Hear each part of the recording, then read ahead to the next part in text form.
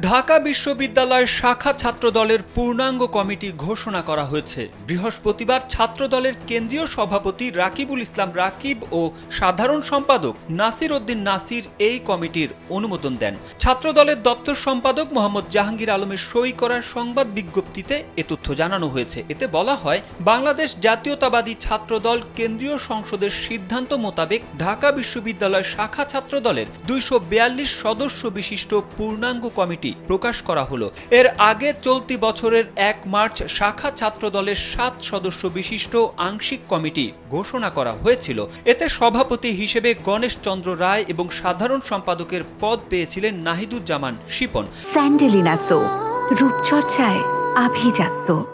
কমিটিতে মাসুম বিল্লাহ সিনিয়র সহসভাপতি, আনিসুর রহমান খন্দকার অনিক সহসভাপতি, নাসির উদ্দিন শাওন সিনিয়র যুগ্ম সাধারণ সম্পাদক, শামীম আক্তার শুভ যুগ্ম সাধারণ সম্পাদক এবং নূর আলম ভূঁইয়া ইমন সাংগঠনিক সম্পাদকের দায়িত্ব পান।